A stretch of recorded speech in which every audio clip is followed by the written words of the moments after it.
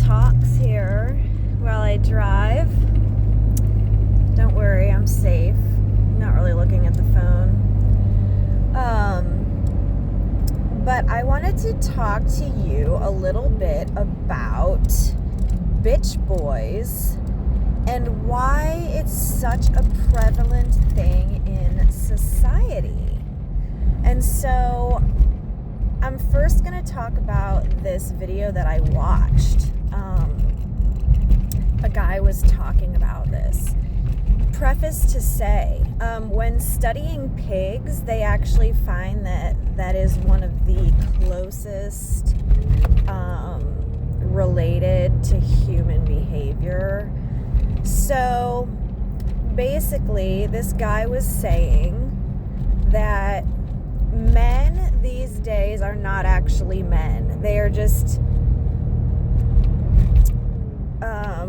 domesticated, like reproduced, like, let's get into the pigs and I think you'll understand exactly what I'm talking about.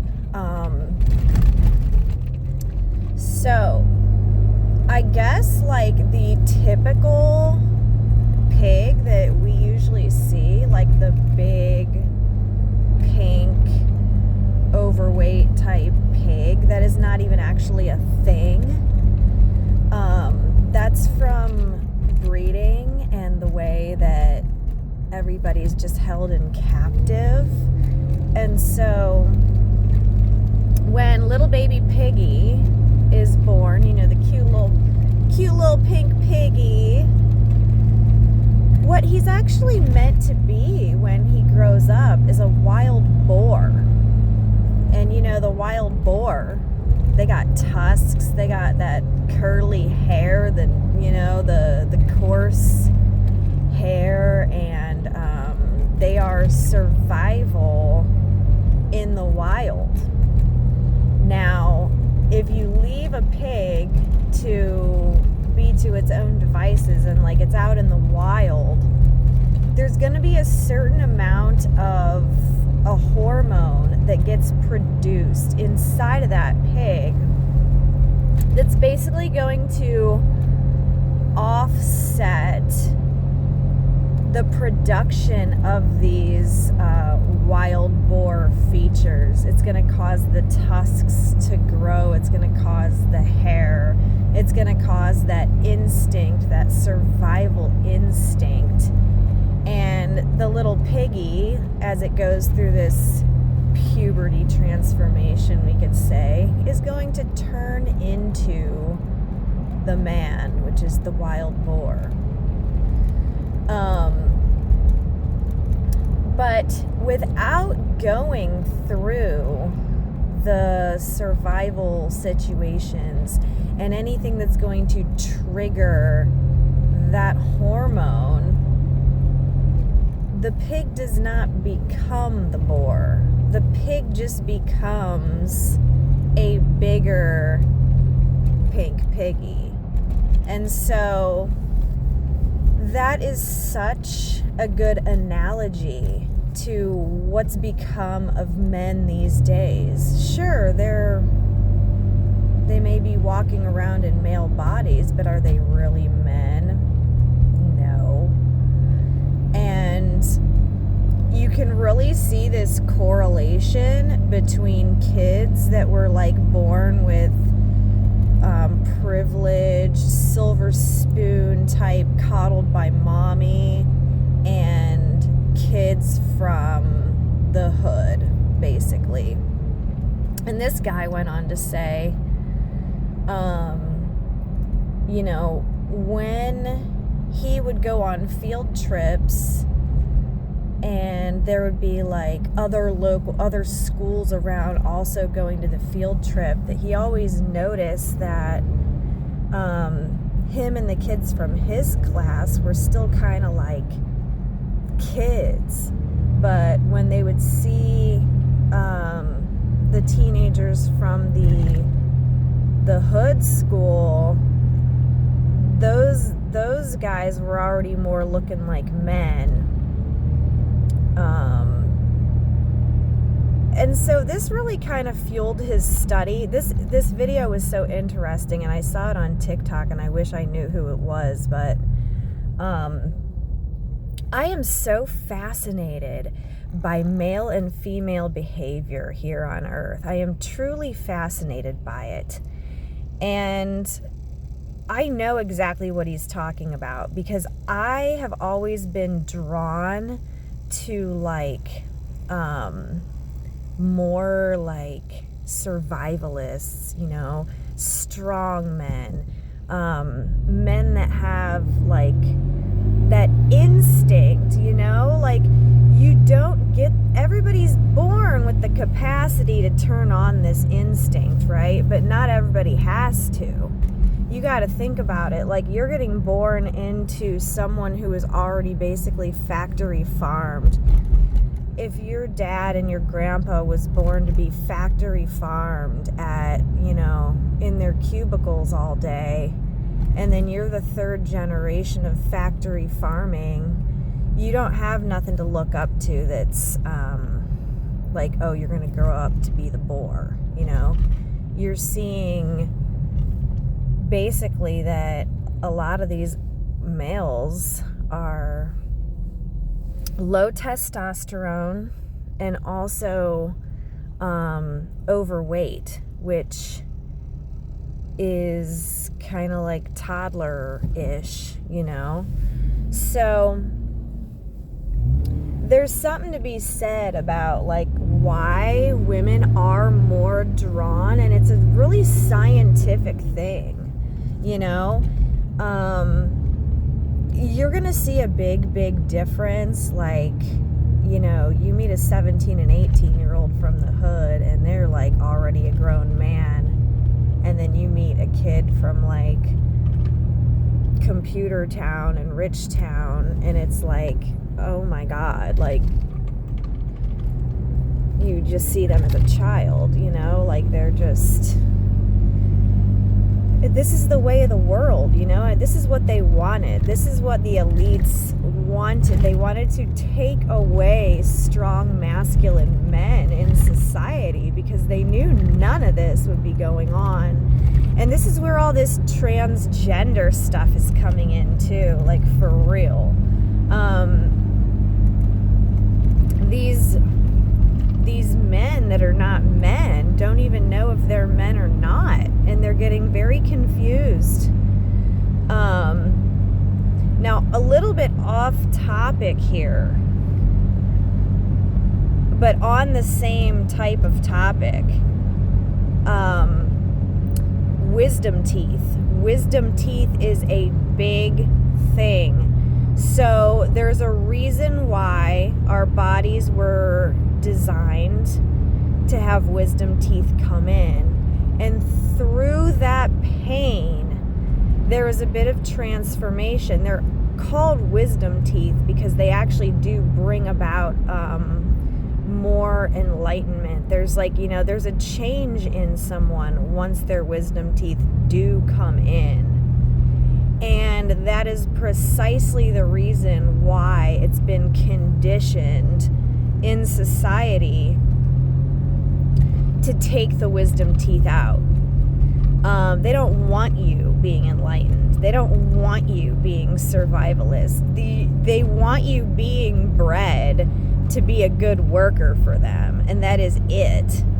You know what I'm saying? They don't want people in their true strength or in their true power. So they rob you of this experience by saying it's for your own good. And then they condition you over years and years and years to just think, oh, well, yeah, I guess that's what you do. I mean, who all got their wisdom teeth taken out? I was very against it for a very long time, and then I finally gave in.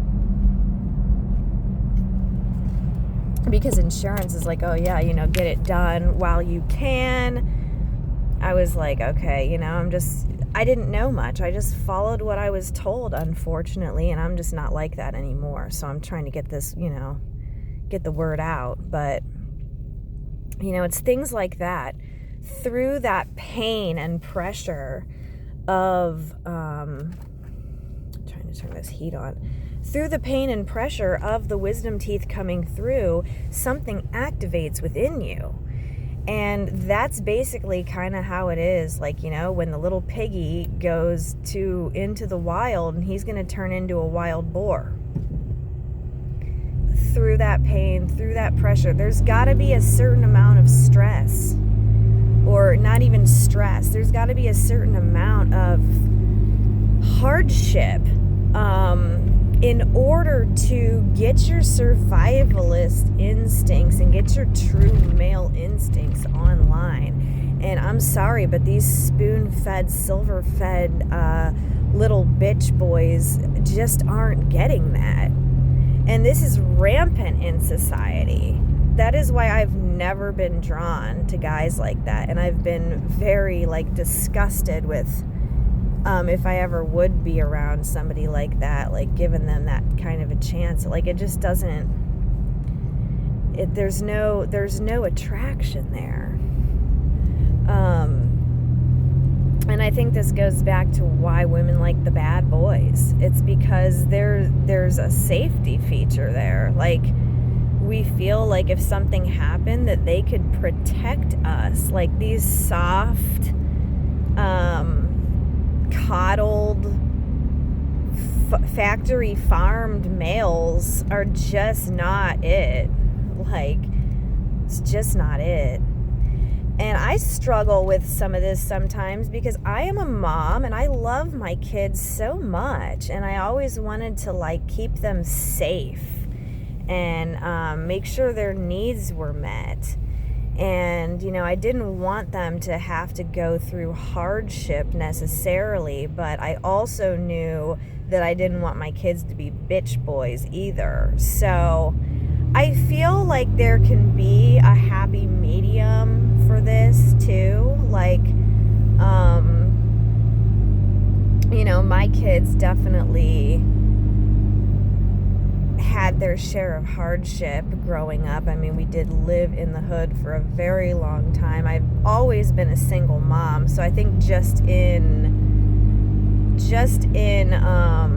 that alone, them missing that male leadership, them missing, like, that male aspect of, like, any of that, I think that's contributed to some of it. But I mean, I was always a good mom. I always made sure that they had what they need. I was there to love them, hug them, and all that. But, you know, they definitely did not have that from the dad aspect. But, you know, I don't know if that, I feel like it was more detrimental to not have a strong man be a leader, and that would have been the ideal situation, but at least they didn't have the influence of a weak man. So, you know, there's got to be a happy medium to it. Like, yeah, that's true. They did not have a real man to lead them, you know. It would have been nice if I would have met someone who was, like, into, you know, shooting guns or doing four-wheelers and, you know,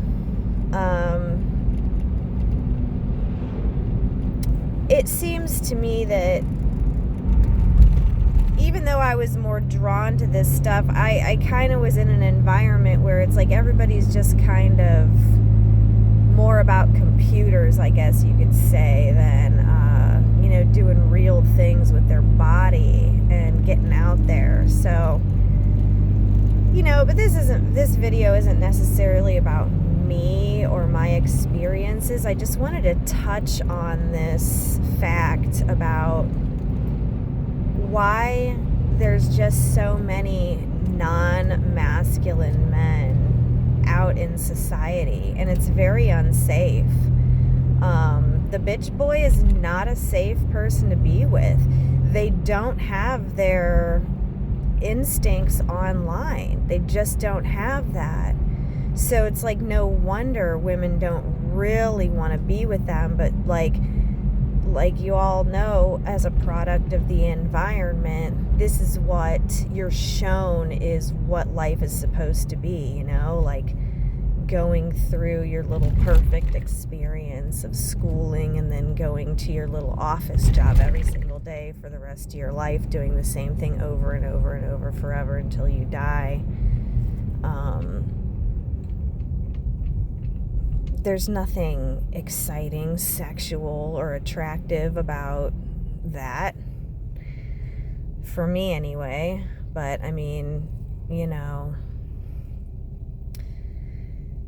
let me know what you guys feel about this, because this is a real thing going on, and it's been brought to a lot of people's attention. Well, why aren't kids from the hood feeling like this? When you go to the real hood, you're going to see the guys have muscles, you know what I mean? Like they have grown into manhood, whereas the kids from the richer places, they didn't really grow into manhood. They got taller, you know, but they didn't really grow into being a masculine man.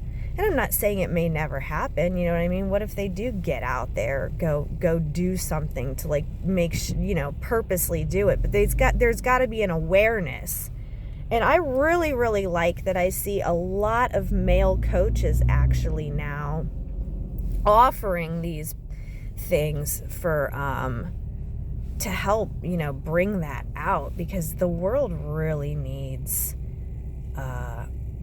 real masculinity now. Society has gone completely inverted, where this lack of masculine men has produced an entire generation of females who have had to step up. And we could not be in a soft, feminine, submissive, soft, pampered life, because these men weren't men and they weren't like providing that. So,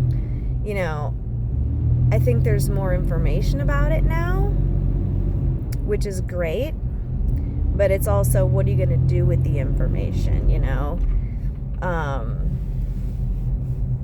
Good, easy times produce weak people.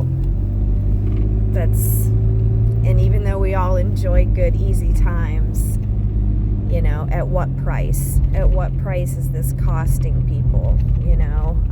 At what price is this costing society and the future?